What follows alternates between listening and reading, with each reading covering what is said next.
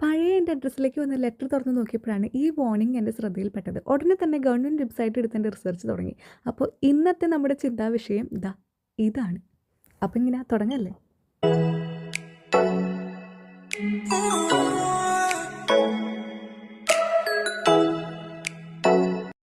Reply to a jury summons. ഇങ്ങനെ ഒരു letter നിങ്ങൾക്ക് ആർക്കെങ്കിലും കയ്യിൽ കിട്ടിയിട്ടുണ്ടോ? ഞാൻ അന്വേഷിച്ച ആർക്കും കയ്യിൽ കിട്ടിയിട്ടില്ലായിരുന്നു. അപ്പോൾ നിങ്ങൾക്ക് കയ്യിൽ കിട്ടിയിട്ടുണ്ടെങ്കിൽ കമൻറ്റ് സെക്ഷനിൽ എന്നെ അറിയിക്കാൻ മറക്കരുത് കേട്ടോ.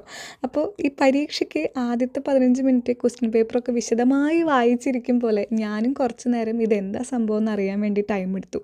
ആർക്കും ഇതിനെപ്പറ്റി വലിയ അറിവും കാര്യങ്ങളൊന്നും ഇല്ലായിരുന്നു. എനിക്കറിയാവുന്ന എൻ്റെ കൂടെ വന്നിരുന്ന എല്ലാവരെയും വിളിച്ച് അന്വേഷിച്ചപ്പോൾ അവർ പറഞ്ഞത് എനിക്കിങ്ങനെ ഒരു ലെറ്ററിനെ പറ്റി അറിയില്ലല്ലോ എന്നായിരുന്നു. അപ്പോൾ അതെനിക്ക് കുറച്ചും കൂടെ പാനിക് അറ്റാക്ക് തന്നു.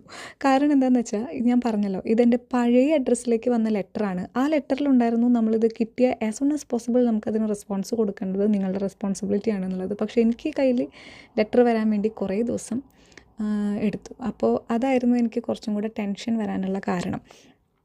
ഇനി ഈ ലെറ്ററിനെ പറ്റി പറയാം. UK കുറച്ച് നാളുകളായിട്ട് താമസിക്കുന്ന ഏതൊരാൾക്കും റാൻഡംലി വരാവുന്ന ഒരു ലെറ്ററാണ് reply to a jury summons എന്ന് പറയുന്നത്. അപ്പോൾ അതിന് ആർക്കും പാനിക് ആവണ്ട, ആരും അതിനെ പേടിക്കേണ്ട. നിങ്ങൾക്കിങ്ങനെ ലെറ്റർ കിട്ടിയിട്ടുണ്ടെങ്കിൽ നിങ്ങൾ ആദ്യം ചെയ്യേണ്ട കാര്യം ഞാൻ പറഞ്ഞുതരാം. ഏറെക്കുറെ എനിക്കിതിനെപ്പറ്റി വലിയ ധാരണകളൊന്നും ഇല്ലാത്തത് കൊണ്ട് ഞാൻ ഇതിനെപ്പറ്റി കാര്യങ്ങൾ അറിയാൻ, നമുക്ക് എപ്പോഴും എല്ലാത്തിനും ഉത്തരം കിട്ടുന്നത് ഇവിടുത്തെ ഗവൺമെൻറ് വെബ്സൈറ്റ് ആണല്ലോ. അപ്പം ഞാനും ഗവൺമെൻറ് വെബ്സൈറ്റിൽ പോയിട്ട് ഇതിനെപ്പറ്റി അന്വേഷിച്ചു.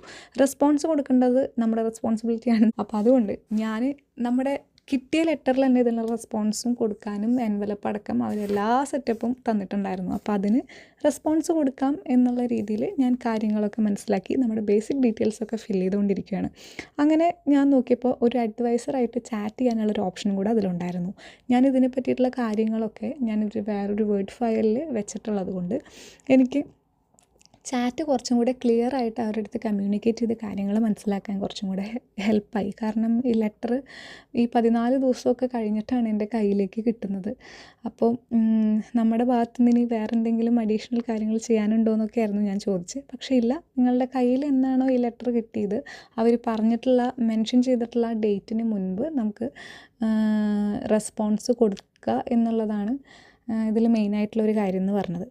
അപ്പോൾ ഞാൻ ഓൺലൈനായിട്ടും ഇത് സബ്മിറ്റ് ചെയ്യാമെന്ന് ആ പുള്ളിക്കാരി പറഞ്ഞെങ്കിലും എൻ്റെ ഒരു ഉറപ്പിന് ഞാൻ എന്ത് ചെയ്തു, പോസ്റ്റലായിട്ടും കൂടെ ഇതിന് റെസ്പോൺസ് അയക്കാമെന്ന് തീരുമാനിച്ചു.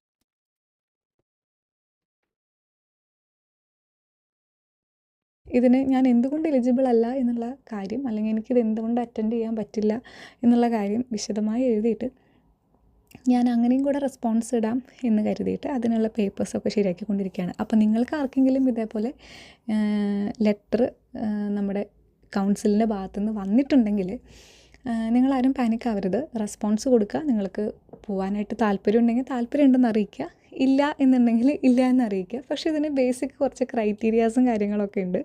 അതും ഈ ലെറ്റർ ഞാനിപ്പോൾ റെസ്പോൺസ് കൊടുക്കുകയാണല്ലോ, അതിന് ശേഷം എന്താണ് ഇതിൻ്റെ കാര്യങ്ങൾ എന്നുള്ളത് എനിക്കൊരു ധാരണയില്ല. അപ്പോൾ ആ ഫോളോ അപ്പും കൂടി ആയിട്ട് വിശദമായി ഞാനിത് മറ്റൊരു വീഡിയോയിൽ പറഞ്ഞു തരാം.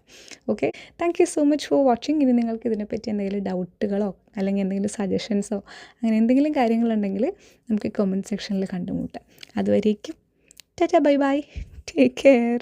അപ്പം ഞാൻ ഈ ലെറ്റർ എല്ലാം സെറ്റ് ചെയ്ത് എല്ലാം ശരിയല്ലേ എന്നൊക്കെ നോക്കിയിട്ട് പോസ്റ്റ് ചെയ്തിട്ട് വരട്ടെ കേട്ടോ.